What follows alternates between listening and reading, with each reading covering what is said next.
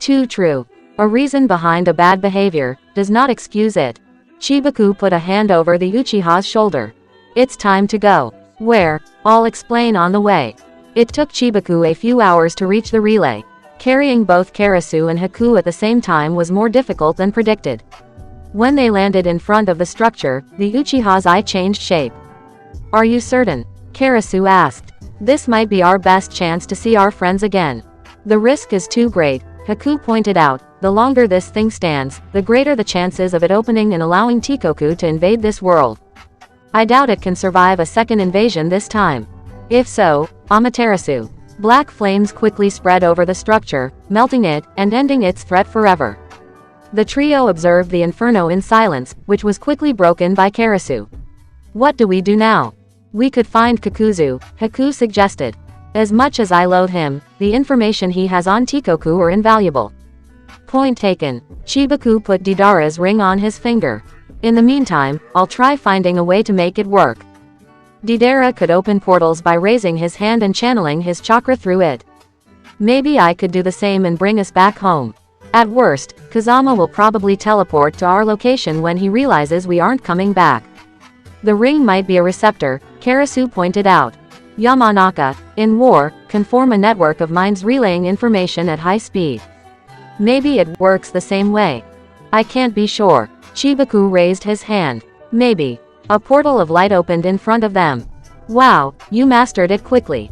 Karasu raised an eyebrow, when Chibaku put himself on guard. What? I didn't do anything, he said, his voice betraying his fear. This is not my portal. 5 seconds later, two individuals walked out of the light, both clad in black robes. Chibaku could feel their tremendous power simply by glancing at them. So the unstoppable living volcano was stopped. Chibaku instantly recognized Kabuto Yakushi's voice, yet the man in front of him simply couldn't be him. His skin had been replaced with thick white scales, his eyes were golden, and his tongue was that of a snake. I guess it explains why Deidara-kun didn't answer to my previous messages. This is a shame. He was such a lovely fellow to hang around with. The second man licked his lips, his Mangekyo Sharingan shining with malevolence. His face was awfully familiar. These youngsters are pretty cute, Kabuto-san. With a few enhancements, we could make them so beautiful. Sasuke. Karasu paled, recognizing his brother. I am sorry, Sasuke-kun doesn't live here anymore. He grinned sadistically. I am Orochimaru of the Sannin, the immortal warrior, and the greatest ninja there ever was. The trio instantly prepared to fight for their life. So, Orochimaru cracked his neck, unimpressed. Would you kindly tell me where my student is? Omake. Why Kazama should never visit Warhammer 40k. Madara. Kazama shouted, as 4 deities were trying to take him with them, each in a different direction. Help. Sorry, you put yourself in this situation on your own, the old man replied, enjoying the show. Welcome to Team Evil. He destroyed a city in blind anger. Korn, god of rage, argued, almost ripping Kazama's arm from the rest of the body in his fury. Which means his soul belongs to the Skull Throne. Oh come on, he's a cosmic pawn with great ambitions. Zinch, god of schemes, replied, grabbing Kazama's ankles with tentacles. He's totally mine. He joined evil out of despair, remember? Nurgle, god of despair and pestilence, gently petted Kazama's hair, flies instantly installing themselves there. Come with me. Papa Nurgle will take good care of you. Have you seen his girlfriend? Complained Slanesh, god or goddess, it worked both ways of unrestrained pleasure. This couple's sheer depravity earned them an eternal spot among my followers. Who would have thought joining the dark side was so complicated, Madara muttered. I guess they shouldn't call themselves Chaos Undivided, but Chaos Divided. Join Chaos, this is a growing industry. We're always hiring. A demon shouted. We've got cookies. Evil cookies. And fruit juice made of fruits, sinful fruits. And you've got free vacations, in hell. For life. Chapter 48. Divine Wrath. The battle started with a shockwave. The forest covering the Turtle Island was reduced to rubble, trees broke in half under the pressure like toothpicks, and the hills that made its unique landscape were blown away like dust. The entire island shook, and Zetsu's artificial manor was reduced to nothing but splintered ruins. Yugito was worried for Izanami, and prayed the plant man had protected her. In her state, it wouldn't be wise for her to participate. The fact the dark wolf emerged alone from the rubble only increased the Jinchuriki's worries. She briefly analyzed the battle's odds. The dark wolf, Mei, Conan, and herself against what appeared to be a set of 6 Rinnegan paths. This was pretty bad, considering how tough Susanoo had been to subdue.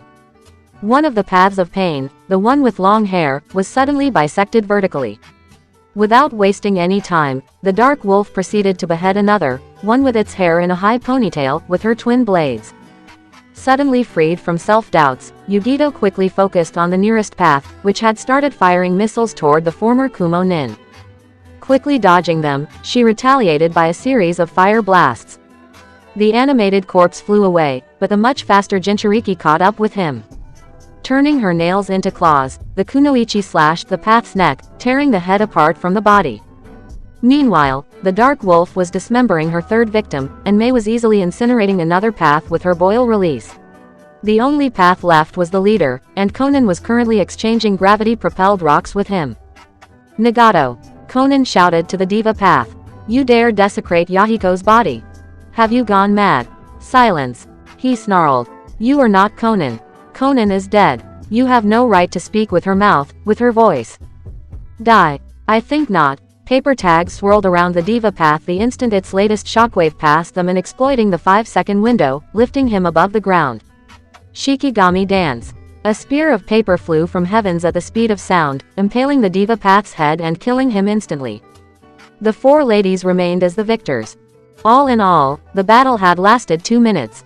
Wow, ladies, that was anticlimactic, Mei whispered. I expected more from the wielder of the Rinnegan. As did I. Conan narrowed her eyes. This was far too easy. Even with the surprise effect, they should have put up a better fight. Something is not right. Their reaction time was too slow, their movements too sluggish, the dark wolf added. It was as if something was disturbing their control. Kitten, above you. Hearing the Nibby's warning, Yugito raised her eyes to the skies and gasped as she noticed a giant blue fireball being launched in her direction. The group dispersed, while the Jinchuriki protected herself by breathing flames of her own as an improvised shield. Does he have other paths? Yugito wondered as the blast was stopped by her technique. Or did he? She was snapped out of her thoughts when she started flying, a powerful force lifting her off the ground. When she was around 100 meters above the soil, her ascension was interrupted. Instead, Pain chose to descend to her level. The person in front of her could hardly be called a man. It was a humanoid creature, with scales instead of skin, and a reptilian tail. It had a human face, red hair, and his eyes were the Rinnegan. It was wearing white and black monk robes. The man glanced down at Yugito, and started speaking with an inhuman, cold voice. Yugito ni, you should be dead. Pain, I presume. She hissed. I have many names, but today, you can call me God. He raised his right hand. It does not matter how you came back from the dead, Yugito ni, for I shall send you back to your grave, this very instant. With these last words, Yugito felt her ribs starting being crushed by an invisible force. She resisted the temptation of screaming in pain, unwilling to give this madman any satisfaction. A spear flew through the air aimed for Pain's head. In response, the man raised his left hand stopping the projectile midair. Yugito quickly realized this weapon was made of paper. Explosive tags to be precise. The powerful blast did not touch Pain, the fire being mysteriously repelled within an inch of his skin. However, the shock made him lose his focus, and Yugito fell. Not even 3 seconds into her descent, a winged Conan grabbed her and flew away from the enraged Akatsuki leader. Thanks. Yugito coughed in pain, glancing at their opponent. What the hell happened to him? I don't know. Conan replied, dropping her friend to the ground and launching a new volley of spears at her former friend. This never happened in my universe. It took a mere movement of his hand for Pain to redirect the spears away. You are not, Conan, he trailed off, glaring down at the group. Conan is dead, they're all dead. The dark wolf seized the opportunity to gain as much momentum as possible, and leapt toward Nagato intending to slice him in half. Pain absent-mindedly stopped her midair, lifting her with the sheer force of his mind. Gravity is one of the 4 fundamental forces of reality, Nagato explained, as he raised his index toward the skies. Here you shall feel its power. The samurai was instantly sent flying up, and up, and up, going through the clouds without slowing down in the slightest. He's going to send her into orbit. Conan paled, before flying in pursuit of the Dark Wolf, leaving Yugito and Mei to fight together, except the latter had vanished from the Jinchuriki's sight. Where is she? Now, Nagato raised his fist, and the ground trembled. Yugito's eyes widened in horror, upon realizing the madman was lifting the entire turtle island above the sea. Her feelings were mirrored by the massive creature itself roaring in protest as it moved its massive limbs everywhere in an attempt to get back to its habitat. You'll join them, all of you. Unwilling to be sent in orbit and unable to understand how anyone could wield such a terrifying power, Yugito tapped into the Nibi's chakra and fired a blast of fire at Nagato. Only for a cloud of sand to swirl around Pain, shielding him completely. The madman, while still pulling the turtle island out of water, pointed a finger at Yugito, releasing a stream of blue fire in her direction. Oh, shit, I know what's happening, the Nibi whispered. He sealed the Biju inside himself. All of them, except the Kyuubi. The 10 tails. Yugito blinked, as she was nearly torched to ashes by the inferno, surviving only thanks to her amazing speed. He's the Jinchuriki of the 10 tails. Kitten, without the Kyuubi's chakra to complete the transformation, the 10 tails can't be reborn. Pain didn't fuse the Biju. He sealed the 8 of them inside himself. Individually. The reason he can barely talk is that the tailed beasts are probably struggling to take him over from the inside as we speak. It must take everything he has to keep them suppressed while he channels their power. That's why we killed the paths so easily, Yugito realized. He couldn't properly focus on controlling them. Tapping into the full power of the Nibi, Yugito adopted her tailed beast form and roared, firing a gigantic fireball at Pain. This time the sand barely held it back, and Nagato lost his focus, the island trembling as it fell back on the water. I'll take him in one hit with the plasma. The Jinchuriki was snapped out of her thoughts, as a giant rock hit her in the jaw, making her lose her focus and nearly knocking her out. Dozens of rocks and trees hovered over the ground, swirling around Pain like a tornado. Then, he threw them all at Yugito. The giant cat attempted to dodge, but she was quickly overwhelmed by the barrage of projectiles. One rock hit her legs, another her face, a third one her torso, until she was pummeled to the ground by an avalanche of broken trees, forcing her to retake her human shape. Then a shadow recovered her, as Pain prepared to crush her under a gigantic, hill-sized boulder. No, she thought. It can't end like this. Yugito. Darkness overcame her. Not so fast. The voice caused Yugito to awaken again, facing a familiar, tired face. Izanami. Yes, the woman said, helping the Jinchuriki back to her feet. Zetsu got away, I'm afraid, she glared at the skies. Pain wasn't looking in their direction, instead focusing on a giant pile of rocks. The Uchiha had teleported Yugito behind Pain's back, and he was too focused on what he had just done to notice. Can you fight? Yugito asked, as the god wannabe slowly turned around, noticing them. Honestly, I'm so weak and simply teleporting with you almost made me pass out. The woman frowned. Let's use everything we have before I fall asleep, alright. The blonde nodded, and together the two women made a long series of hand seals, each firing the strongest fireball they could muster. The projectiles flew in the air, turned Pain's sand shield to glass, melted it, and reached the madman. And it was all for naught. A powerful, invisible wave of pure power pushed back the fire, and tossed the two ninjas to their back. The pressure doubled, tripled, until Yugito could feel her bones slowly crack under Pain's enhanced gravity. The ground itself sank underneath her. I am incomplete, Pain rasped. I have 8 parts within me, but I lack one. I can hardly control myself, but when I shall rip the Kyuubi from this girl, then a creator god I shall become, one able to bring peace to the world, and you shall not stop me, no one will. He descended to the ground, glaring down at Yugito. Where is the Kyuubi? He raised his hand, and Yugito coughed as a bone in her leg was shattered by the pressure. Where? Answer. A powerful water dragon bullet hit Pain's face faster than his sand protection could activate, tossing him a few meters backward. The madman glared at the source of the attack, only to be blown away by a huge body of water. Water surrounded Yugito and Izanami, but instead of drowning them, the liquid simply dragged them out of range. Sorry for the delay, Mei Terumi's voice stated, as she appeared, standing over a flying platform of water. I had to bring as much seawater inland as I could. Raising her head with a good deal of effort, Yugito simply smirked and watched the fight unfold. Mei hadn't been kidding. The entire battlefield had been flooded, forcing Pain to stand over water. "You face, the master of reality itself," he hissed, raising his palm. "You can't." The water underneath his feet turned into spikes and impaled his legs, making him scream in pain and surprise. "Your sheer power is amazing, but you need to focus to control it," Mei replied, starting a long chain of hand seal after hand seal. "It's not something you're doing instinctively. You need all your concentration to push back attacks, and I'm not going to leave you any break." Pain roared, freeing himself with the Nibi's blue fire and summoning another cloud of sand. Mei's water collided with it, reducing it into inert mud, before turning into another water dragon bullet and hitting Nagato's torso. Yugito watched in amazement, as Mei unleashed dozens of differently shaped water projectiles at her target. With so much liquid nearby, she had near unlimited resources to tap into. Nagato floated above the ground to dodge the onslaught, before firing a blast of wind at Mei.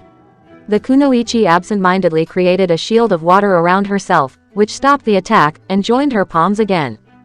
4 water dragons swirled around Nagato and hit him from all directions, immobilizing him. Meanwhile, Mei gathered the rest of her seawater above Pain, making it adopt the shape of a giant sphere. "Water release." Mei snarled, "Poseidon force." The sphere collapsed onto Pain like a hammer. He crashed to the ground, and the water body kept pressuring him, making the ground tremble. His snarls were silenced, and his resistance failed to stop the inevitable. Mei, however, kept focusing, intending to drown her opponent. The water sphere suddenly imploded, turning inert. Yugito had no idea how he managed to free himself, but Pain did, rising up back to his healing feet. Mei frowned, and sent a tidal wave in his direction. The man raised his hand, stopping it. His eyes drifted at Mei. Except it wasn't the Rinnegan any longer. His eyes had been replaced with a green glow, and chakra of the same color exuded from Pain's skin. "Disappear, weakling," Nagato whispered with a faint, nearly cordial tone. "Oh shit," the Nibi whispered, "I think Isobu took over." With a snap of the fingers, the possessed Nagato sent the water back at Mei, tossing her to her back. Seawater swirled around her limbs like shackles, and Yugito and Izanami quickly suffered the same fate. The chains were strong, and controlled directly by the Sanbi's will. "Nibi, we've got to do something." Yugito mentally panicked. "Your body is too damaged," the cat inhaled. "We need a miracle here. Now." "Poor humans," the Sanbi-possessed Nagato whispered calmly, shaping drills of water and making them float above his captive's head. "Time to sleep, forever." Conan had never seen space. Truth to be told, she had never used the diva path to fly above the clouds before. She had always stopped below them. Beyond, it was the unknown, the coldness, the nothing. As she kept pursuing the dark wolf, the paper woman started struggling to breath, and ice began covering her body. Using her tags to cover her unprotected skin from possible frost burns, Conan used others to catch the dark wolf, stopping her ascent before she exited the atmosphere and forming a cocoon of paper around the blonde. The warrior's armor was covered with ice, and she had been knocked out by the extreme experience. Bringing the two of them down, Conan examined her options. The samurai was helpless, Kazama had gone to Konoha, followed by Sasuke and Naruto, and Yugito and Mei were alone against Nagato. A plan forming in her mind, the woman mentally directed her paper cocoon in Konoha's rough direction, hoping seeing the samurai in such a state would convince Kazama to come back to the Turtle Island as fast as he could. Conan then flew back to her target, thinking about what she should do. It was Nagato she was about to confront. The man who had sacrificed his life for aim. "My Nagato is dead," she told herself. "My Nagato was a loyal friend, who gave his life for others, and who gifted me with these eyes so I could bring his dream of peace to reality.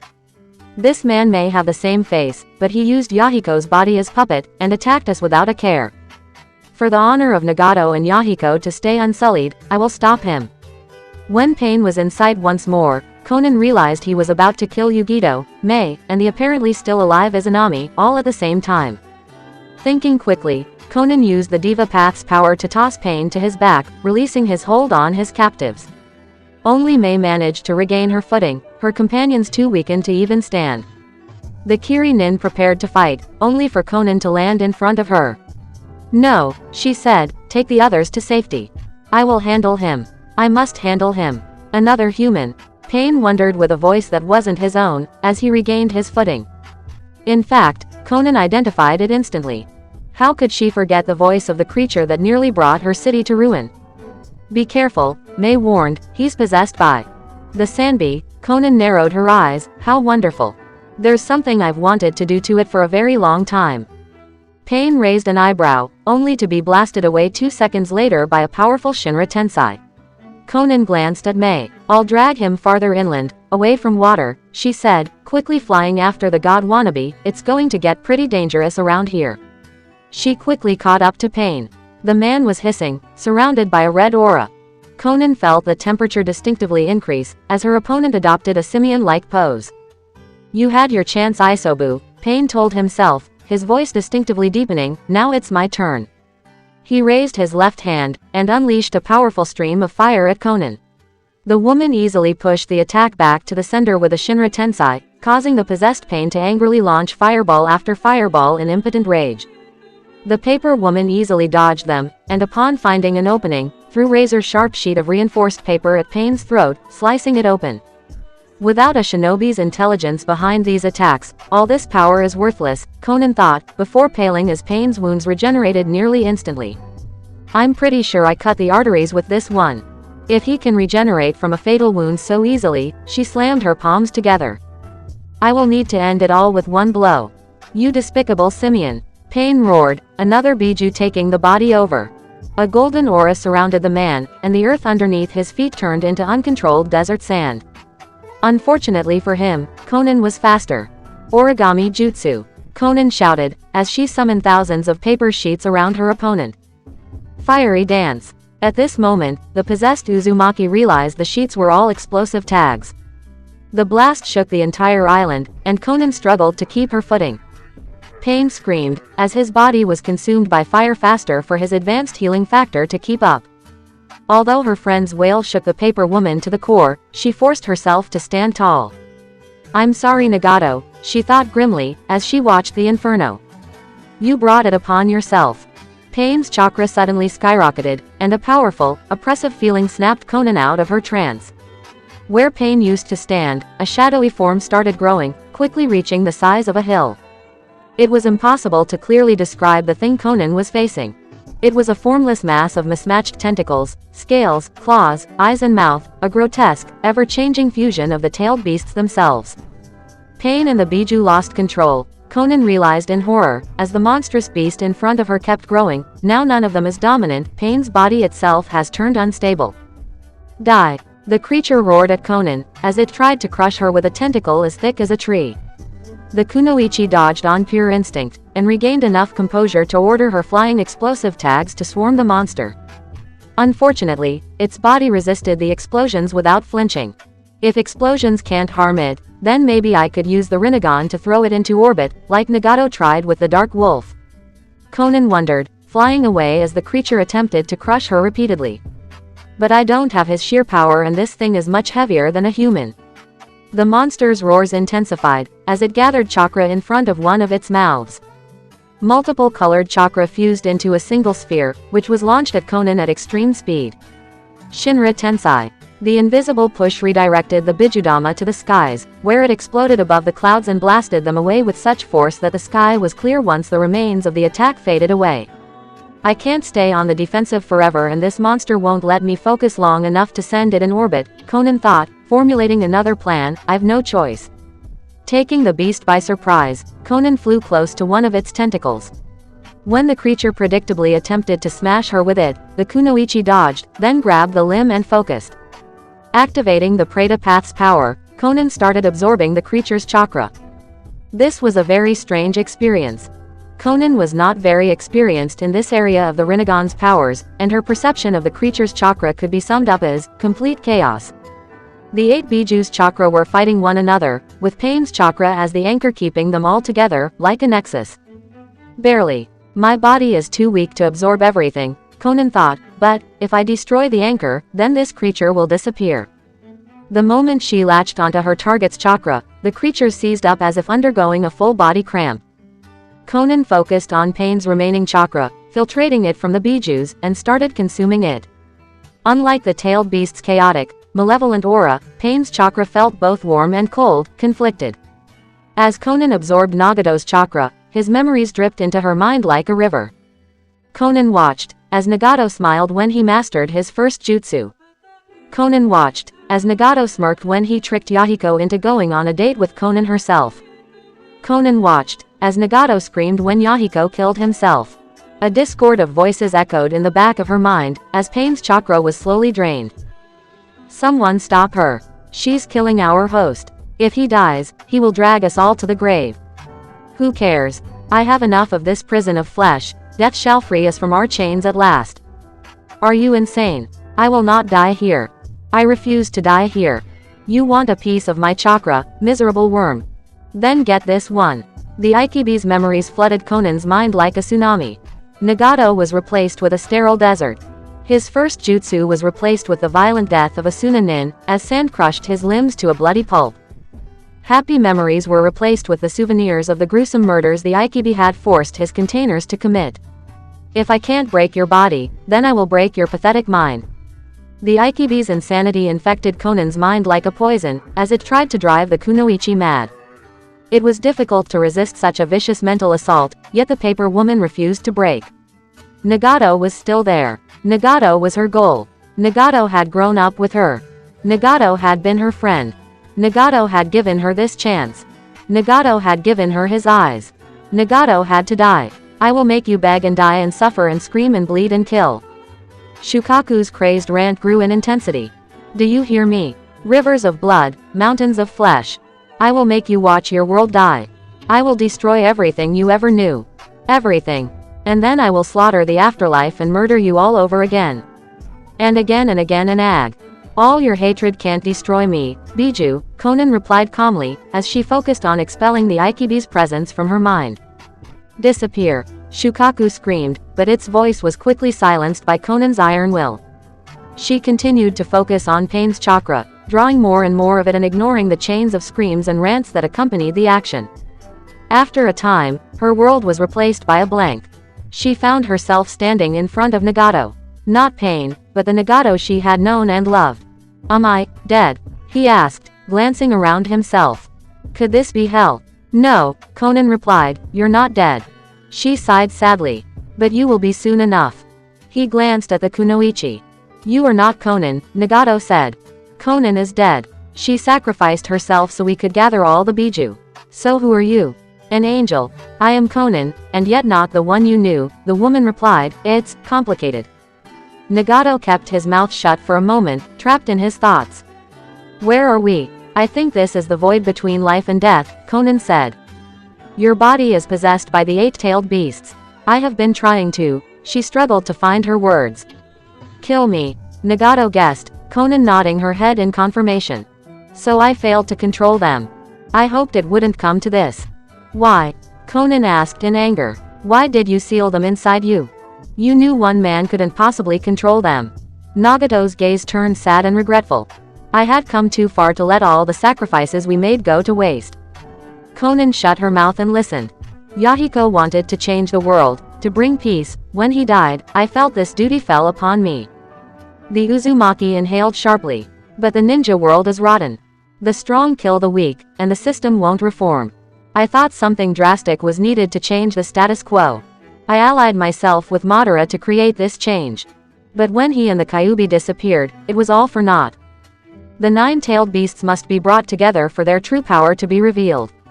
My hopes had been crushed from the very beginning, I just didn't realize it until it was too late. Nagato massaged his temples in shame. Conan, everyone, they sacrificed themselves so I could gather the remaining Biju. I refused these deaths to be in vain. So I thought, maybe I could become this world's savior. The sage with the power to build a new, better world, to bring peace to all corners of the earth. I was mistaken. In the end, I was just a deluded fool. He locked eyes with the kunoichi. Finish me off. Nagato, it's not too late. Conan panicked, still clinging to her last hope of seeing her friend alive again. You can fight the tailed beasts and regain control. That would be only temporary. In the end, they will overwhelm me again and spread destruction. Nagato closed his eyes. I brought this fate upon myself. I have no idea what punishment awaits me in the afterlife, but I deserve it. This is not too late for you to redeem yourself. Conan supplicated. What I've done, you would need thousands of lifetimes to make up for it. And in the end, it wasn't worth it. Nagato smiled. May I ask you a favor? Please, succeed where I failed. Will you build a better world than this one? I promise, Conan trailed off, I will build a world, where another pain will never arise. Nagato chuckled sadly, and then vanished in light. I'm sorry, Conan. When Conan returned to reality, the last ounce of pain's chakra vanished, killing him. The tailed beasts wailed in unison as their host's death spelled their own.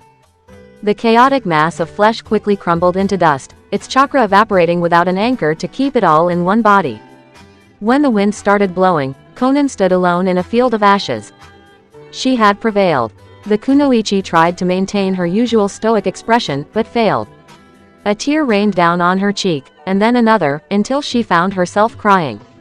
Why was this world so cruel? Was she doomed to watch the people she loved die again and again, forever? The sound of hand clapping behind herself snapped her out of her thoughts. Conan slowly turned around. I am impressed, the newcomer commented, as he cheered Conan, you have fought so wonderfully. It was amazing. As amazing as my own battle with pain, to be honest. I almost regret we can't work together. Such a shame you guys wouldn't agree with my plans. Conan paled upon recognizing him. I apologize for ruining your morning moment, but you know what they say, he commented, his blue eyes turning red, when you can't join them, beat them. Yugito. When Yugito opened her eyes again, the first thing she noticed was the chains. Red chains of pure chakra were holding her above the ground, restraining her arms and legs. Yugito, regaining her composure, glanced around herself. The room she was trapped in looked like the inside of a temple, a place made of white stone and pillars. Statues of the Biju surrounded her, with Ikibi and Nibi of stone holding the chains holding her up. Not so far away, statues of the Hachibi and Kyubi were restraining Izanami, trapped in a similar situation. She appeared to be unconscious. Yugito grunted and attempted to draw into the Nibi's chakra in order to free herself, and found her connection to the Biju non-existent. Not damaged. Non-existent. She couldn't even feel it anymore. Angered and confused, Yugito attempted to use her own chakra and strength to free herself, but not only did the chains hold on, they also suppressed her chakra and tightened their grip, causing the Jinchuriki to gasp in pain. I wouldn't try if I were you, a familiar voice told her, they can hold a Biju. I know, I checked. Yugito glanced at the source of the warning. Mei Terumi was standing in front of her, free, but looking as cold as ice. Mei, the Kumo nin asked in disbelief. They got you too. Mei frowned sadly. They got me a long time ago. Suddenly, Yugito understood the situation, and glared at her former ally. You traitor. She snarled, genuinely hurt. We all trusted you.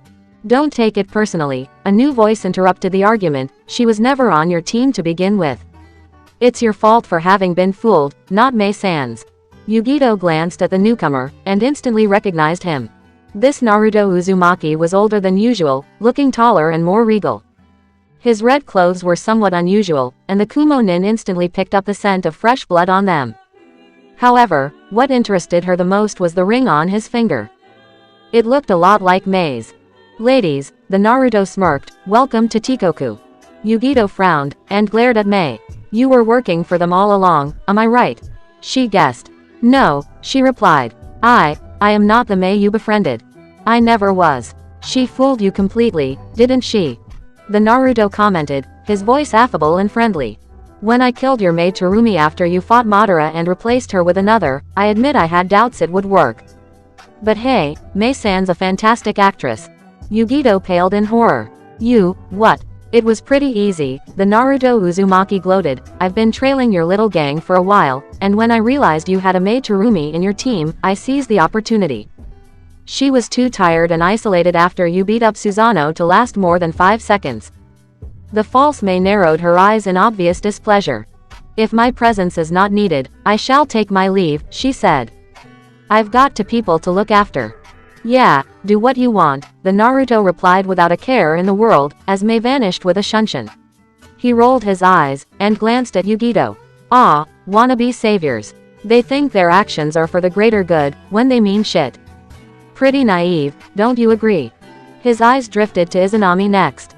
Don't insult my intelligence, Makoto-san, he announced, you aren't fooling anyone here. The woman growled and stopped faking unconsciousness. She seemed a bit angry the man knew her identity. Sorry, Yugi-san, she told her partner. I don't know what these chains are made of, but they prevent me from accessing my powers. I can't even activate my Sharingan. These chains are made of my chakra, the Naruto explained calmly, don't even try to break out. You would need a Kyuubi or two to break them. Yugito glared at him. Who are you? You already know who I am, as for what I am. He made a mock reverence. I am the warlord, the founder of Tikoku, and the master of all there is. I am pleased to make your acquaintance. Great, another megalomaniac, Izanami deadpanned. You're married to one, so I thought you would be used to them. The warlord raised an eyebrow at Izanami's amused face. Oh, you two aren't wed. My apologies, I thought you were. To be honest, I kinda skipped most of the reports on you ladies, since you didn't interest me all that much. Yugito didn't know if she should be grateful for it or not. Why did you capture us? The Kumo Nin asked. What the hell do you want from us? Where are we? What happened to Kononen? Calm down, he cut in. Since you aren't going to leave anytime, you've got all the time in the world. For the where, you are in Orochimaru's territory, among the ruins of an old temple dedicated to the tailed beasts. He turned the place into his HQ, or as I call it, a giant laboratory of mad science. I don't know why the guy chose this place, and to be honest I don't care, but he volunteered to keep you under scrutiny. So at least one Orochimaru is working with these guys, Yugito thought, before the warlord continued his explanations. As for the why you're here, he said, well, it's just you're both pretty close to Kazama-san, as lover and second in command respectively, and as such, too valuable to be wasted. Before Yugito could press the issue further, the warlord switched subject. As for your lady friends, I've no idea where the samurai is, but after the beating I gave her, I doubt you will have to worry about the paper woman ever again. The scary part wasn't the callous confession of murder, it was the tone the man used. There was no sadism in it, nor regret. There was only callous indifference. It was the tone used to discuss the weather, not people. To this man, murder wasn't something to enjoy or a necessary evil. It was natural. You little, Yugito growled, only to be cut by Izanami. What do you want from Kazama? She asked. You used the san suffix, meaning you probably talked to him when we weren't looking. Are we hostages, something to be exchanged? The warlord smirked. If you really think I will tell you my plans, then you are less intelligent than I gave you credit for, he stated. You have done the impossible before, so there's no way I'm taking any risk. Let's just say you're going to be part of something amazing, no, daring. Yugito rolled her eyes. So you've been spying on us all along, she whispered, does it mean? Don't worry about your other friends, the warlord cut in. Deidara will take care of them. Mei didn't give me all the information I needed. So I need them to explain to me a few things. Izanami frowned. Why? She asked. You won't tell us your plans for our group, but can you at least tell us what it is all about? What do you hope to achieve by conquering the multiverse? Is it to feed your ego? Do you just want to rebuild the world in your image? Oh no, the Uzumaki shook his head, that would be my comrades. The tone clearly showed the word was empty of meaning. My motive is far simpler, why not? Yugito paled. Why not? You hold the Nibi within you. Have you never wanted to see what you could do with it? Have you never wanted to achieve your fullest potential? To see how far you can go? The man shrugged his shoulders. I just want to see what I can do with the power I possess. Before the multiverse opened its door to me I had already conquered all I could see. Now I wish for a new challenge.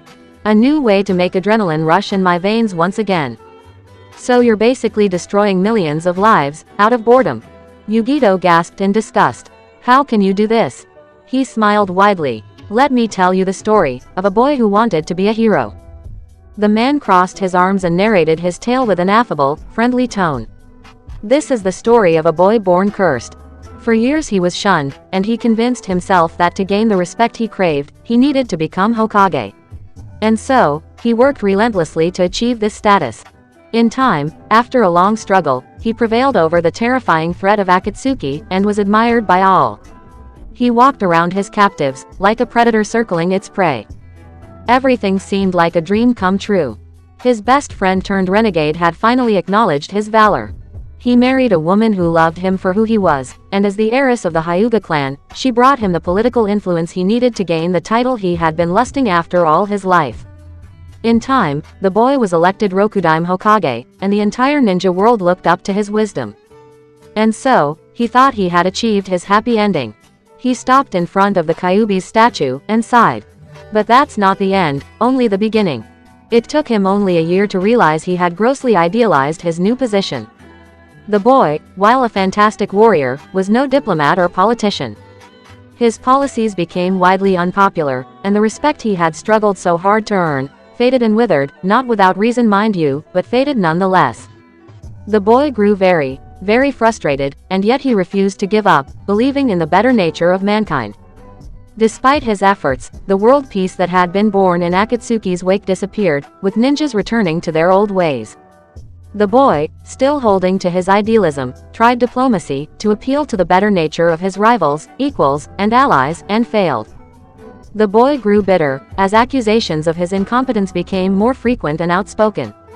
The last straw came when his former best friend conspired for the role of Hokage, and with popular support, forced the boy out of the Hokage office. The warlord chuckled. And the boy snapped. He locked eyes with Yugito. With most of the military still loyal to him, he staged a coup and took over Konoha by force, punishing his old friend as traitors deserve. Then he changed things. He exterminated those who opposed him, and became a tyrant with an iron fist. His reasoning was since people wouldn't embrace peace willingly, then he would force them to. And so, he began to conquer foreign nations one by one, and he was soon given a title that would strike fear in the hearts of all. As Naruto Uzumaki fell, the warlord rose, mightier, stronger, better in every single way. The man laughed cheerfully. The boy crafted a new piece out of the blood and thousands, and yet it didn't satisfy him. He was feared, but also frustrated and bored. Even as former friends and even his wife rose and tried to defeat him, he couldn't feel anything. When he killed them, all the boy could feel was utter indifference. Yet, the boy was still convinced his rule was for the better, that the peace he forged was worth the sacrifices. He clung to this illusion, until he discovered a breach in space itself. A gate, to another universe. He smirked at Izanami. You can thank your beloved for that. When the warlord stared into the abyss of the cosmos, he manipulated petty dictators and conquerors into gathering information on the multiverse for him, until he learned a horrifying truth, that all choices lead to a different reality. And do you know what he realized? The tone suddenly changed from affable to cold and emotionless. That we are nothing. Free will is a lie. That he was dirt, because in some universe, another Uzumaki made an opposite choice. That the sacrifices I have accumulated meant shit. Because somewhere else, my best friend did not betray me. Because somewhere else, people listened. Because somewhere else, our ancestors weren't brave enough to crawl out of the mud and we were never born. The warlord's eyes' color went from blue to red. Upon gazing into them, Yugito could only see madness. And he came to the conclusion, that free will, in its purest form, he whispered, is true annihilation. And so, I shall make this choice. The only real choice. He calmed himself and smiled. Trust me, he said, before vanishing with a shunshin, you won't believe your eyes. The fallen one. Naruto, why did you kill me? Kazama glared at Jiraiya, who was standing on the lake's surface. Shut up, he replied, holding his head with his hands, leave me alone. Why did you kill us? Neji asked, glaring at Naruto. We trusted you. You disappoint me, Naruto. Minato trailed off. Then again, you always disappointed me. Shut up, you're not real. Kazama snarled angrily. None of you are. You're just in my head. Why? Kakashi asked. Why? Why? A dozen voices asked in unison.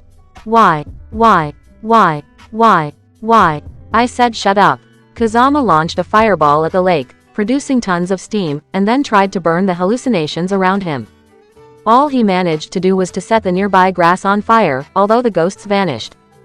I'm going mad, he thought grimly, now I'm seeing dead people, maybe I should be dead too, maybe. As if to answer his prayer, a ghostly chill filled the air around Kazama. The lake itself froze into ice, as a shadowy form manifested above the solidified water. Upon glancing at it, the insane wanderer paled in despair.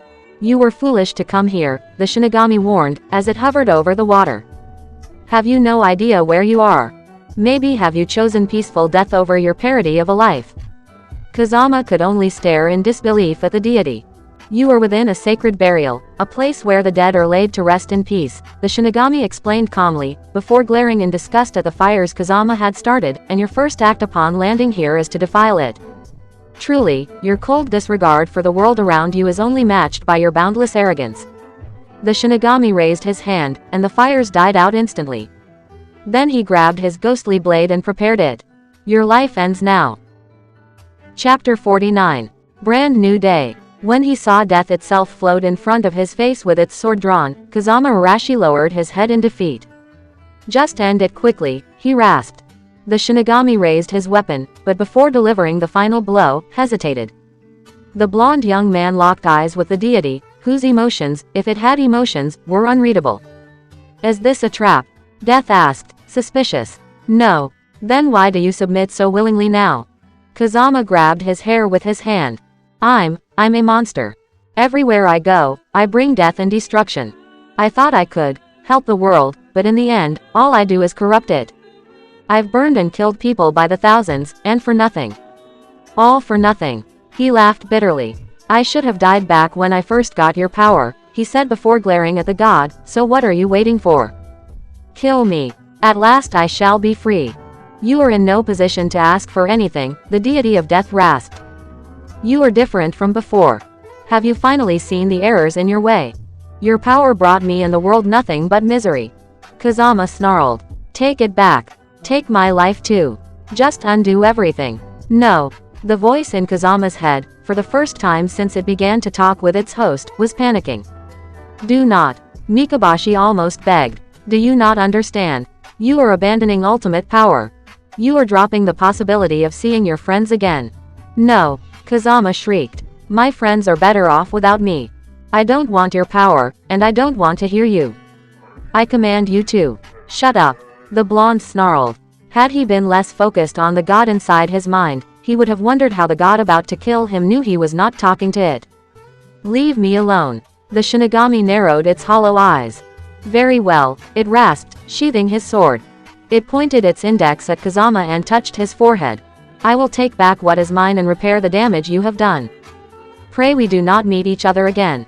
Kazama's world was suddenly swallowed by light. And then, nothing. The warlord. So, let me get this straight, Toba's shade asked. First, Deidara is dead. Which sucks, since I kinda liked him. Second, we captured 5 of them. Which is good. So that's a semi-victory. This sums up the current situation. Yes, Kabuto's hologram replied. We managed to recover Deidara's ring, but the bounty hunter that helped in his demise is still at large. I have sent some of my creations after him, so it wouldn't take long for us to capture him as well. The warlord cracked his fingers. These meetings served their purpose, but they were terribly boring. Orochimaru-san will take care of our prisoners, he declared, glancing at the Sanin's shade. I assume you may wish to pay them back for killing your student. The snake shrugged. I am more interested in studying them. They are very peculiar, especially the human puppet. I have yet to figure out how his body works. I expected a little more emotion from your part, the holder of the steel ring pointed out. Didn't you care about your subordinate? Naruto-kun shall always have a special place in my heart, but people can be replaced, the Sanin replied callously. It's not as if he was my only apprentice. The woman snorted in disgust, much to Orochimaru's amusement. Did I go down in your esteem, Keisuke-san? Then again, you could never truly abide by my presence. As much as I enjoy good banter, let's return to the most important matter at hand, the warlord noted. Conan managed to get away. Get away. May narrowed her eyes. Or did you let her go? Conan got away, the warlord retorted. May-san, I honestly do not see what we could gain from letting such a loose cannon go around unsupervised, Orochimaru noted. Then why did he lie to our prisoners about killing her?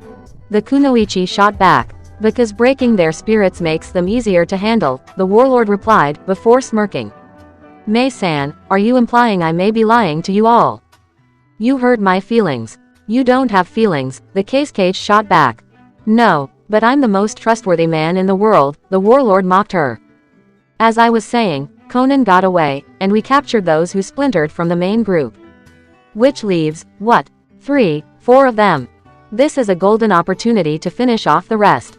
I will take care of them, Zetsu noted, with its deep, cold voice. I'm going to pay them a beating. Great idea. The warlord crossed his arms. Zetsu-san, you will take care of the survivors. Spare Kazama-san if possible, for his powers could be useful. Orochimaru-san, I want you to interrogate our captives. I wish to know what techniques and technology they used to travel from world to world. Afterward, do whatever you wish with them. However, Yugito-san and Makoto-san are not to be harmed. They are more valuable alive than dead. The rest of you stay focused on the original plan. Build as many relays as you can. Nobody objected to the order. Nobody had any doubt who was calling the shots among their group. It didn't mean they were loyal, however. Of course, Toby lied through his teeth. You can count on me. The warlord smirked. He knew the masked man's servility was a cover for his rebellious, treacherous nature. The man would backstab his boss the second he could get away with it. Then dismissed, the warlord ordered, banishing the ring's holograms. He was now alone with his thoughts and schemes. In truth, May had been right. The warlord did let the paper woman go. Of course, most people would think, like Orochimaru, that there would be no logical reason to do this and therefore the warlord hadn't planned this all along. Keeping his enemies confused and surprised was Naruto Uzumaki's main strength. Playing pawns against each other was almost an art for him. The warlord was in a peculiar situation. He needed his fellow Tikoku members to use their vast resources to build as many relays as possible, but on the other hand, they needed to be too busy to actually investigate their true purpose. Mei and Kabuto were already suspecting them to be more than they seemed, and Zetsu and Toby were biding their time, waiting for an opportunity to take over. If they were to learn the warlord's real plan, they would without doubt launch a desperate coup or sabotage the relays. It would be a matter of survival. And hence why the warlord gave Tikoku's enemies the opportunity to fight back. As long as Tikoku felt threatened by outsiders, it would be too busy to focus on the warlord's plans. And when they realize what was really going on, it would be too late for them to do anything. All these worthless fools would die, along with their worlds. I do hope Kazama kills some of them, however, the warlord thought, when all his friends are dead, he will probably go on a crusade against these idiots. And the conflict will further my plans. At worst, Tikoku will be too busy with him to focus on me. At best, he will save me the trouble of killing them myself. Then, when Kazama wouldn't be useful or amusing any longer, the warlord would kill him. It was as simple as that. Naruto. When they had left Konoha, it was with heavy hearts and bitter thoughts. It's my fault, Naruto said, trying to stay attached to the giant hawk's feathers. It's all my fault. Don't say stupid things, Sasuke replied, guiding his summon above the land of fire's forests. You couldn't have done anything.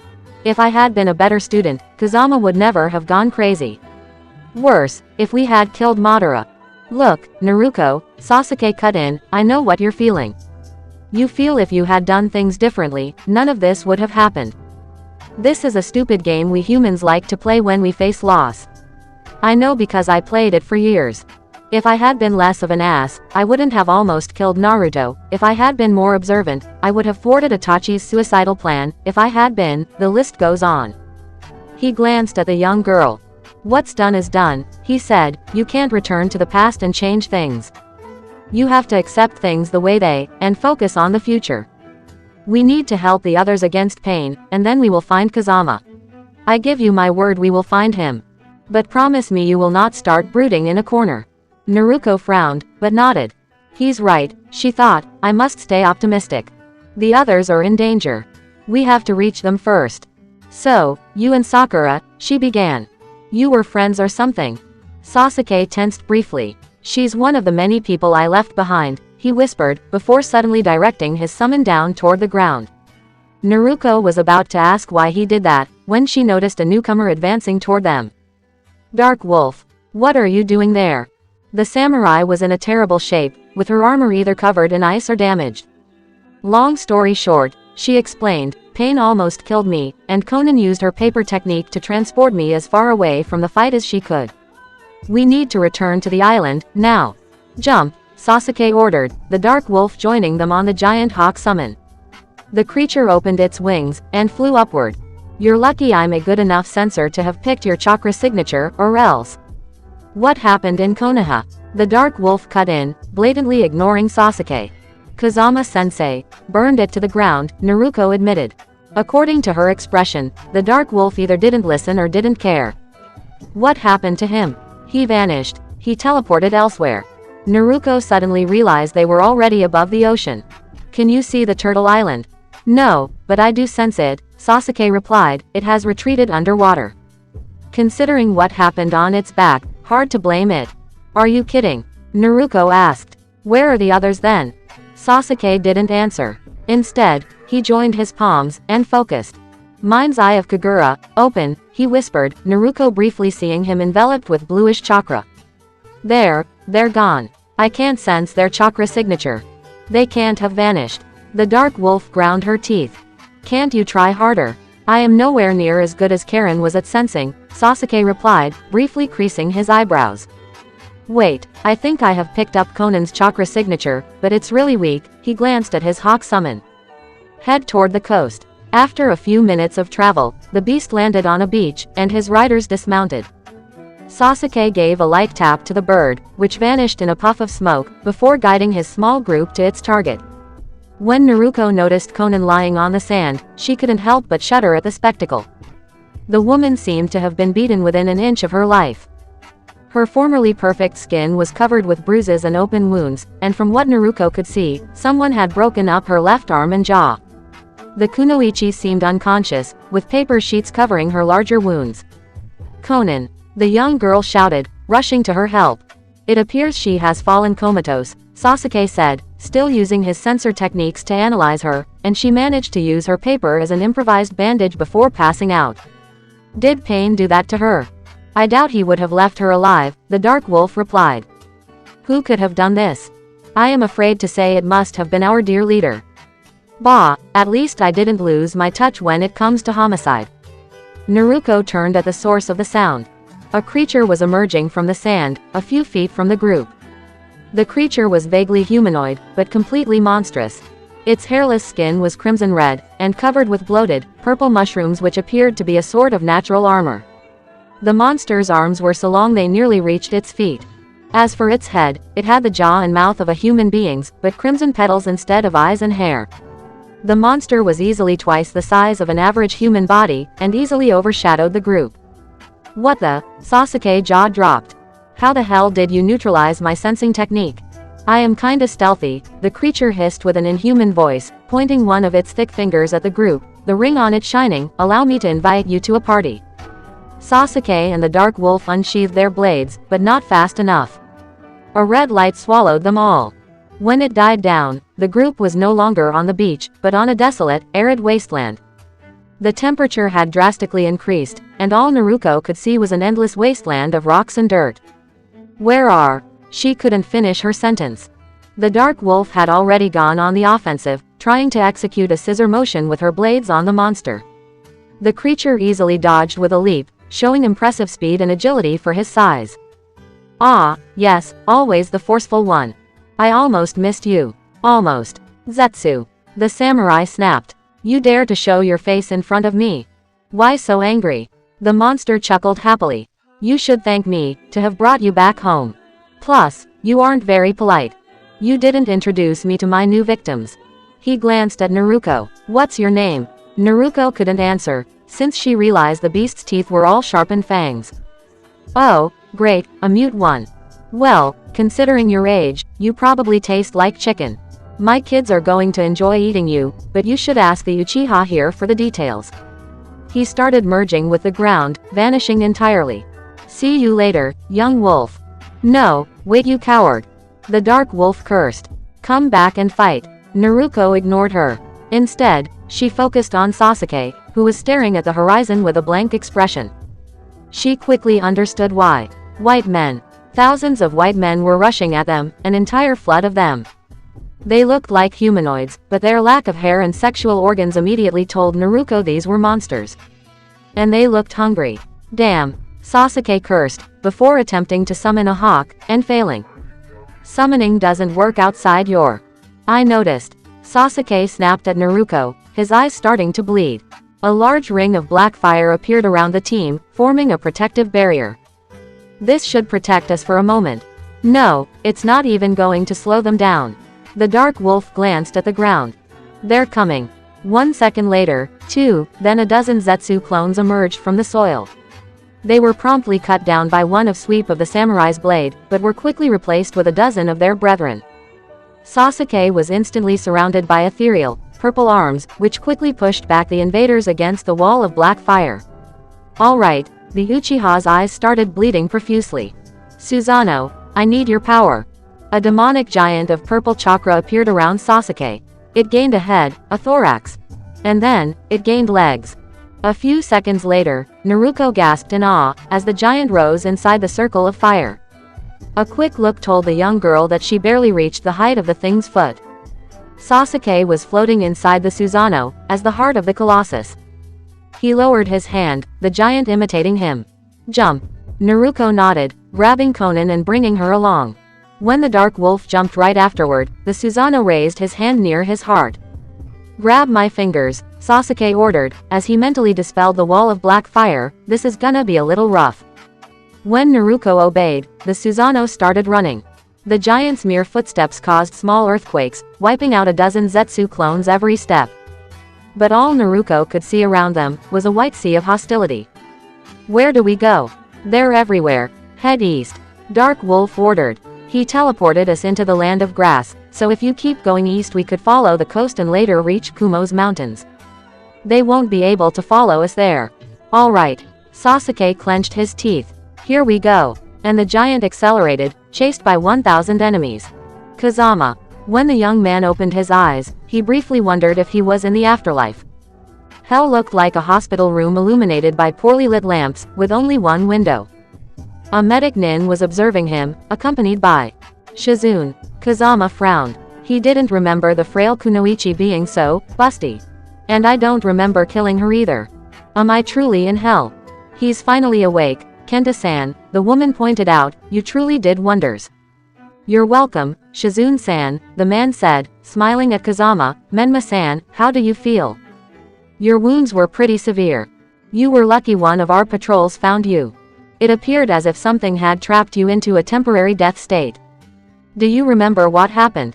Menma. Was he still alive? He massaged his forehead. My name is Kazama. I don't know any Menma.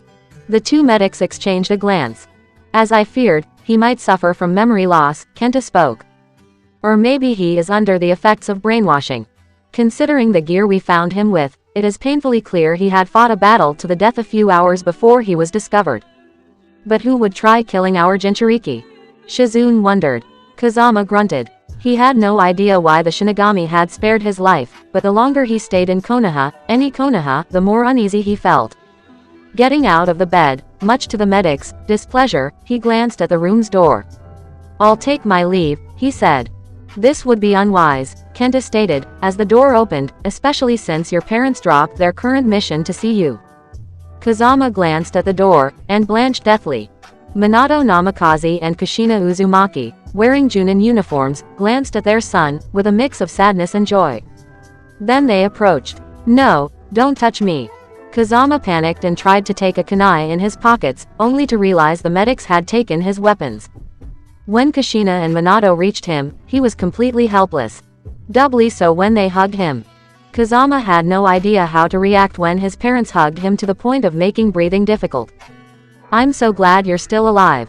Kushina said. We thought we had lost you forever. Menma, I promise you, nobody will ever separate us again, Minato whispered kindly. I wouldn't forgive myself if it happened again. Their concern touched Kazama. It was obvious these two loved their child dearly, but it was a case of mistaken identity. I'm sorry, he said, pushing them back, albeit gently. The name is Kazama Arashi. I have no idea who this Menma is. What? You don't recognize us? Kushina frowned sadly. How can it be? It appears Menma-san is suffering from partial amnesia, or maybe even the aftereffects of brainwashing, Shizune explained. It is very possible his mind forged a fake identity to fill the holes in his memories. It will take time for him to recover, but with a prolonged treatment. I'm not doing anything, Kazama explained, I must go. Where? Minato frowned. Son, you aren't getting anywhere. There's no way I'm letting you go after you vanished for months. Understanding he wouldn't be able to leave peacefully, Kazama mentally tried to teleport away. It failed. The young man frowned, and attempted to open a portal. When it didn't work, he entered his mindscape. Where the seal used to be, he found nothing. Literally, the web of mirrors that had started this entire mess was nowhere to be seen. All there was left were darkness. His power had been taken away. Kazama didn't know how to feel. It meant people wouldn't pursue him for it, wouldn't threaten innocents to get their hands on him. But it meant he was trapped in this world. Why did you do that? Kazama blinked, as the darkness surrounding him grew thicker.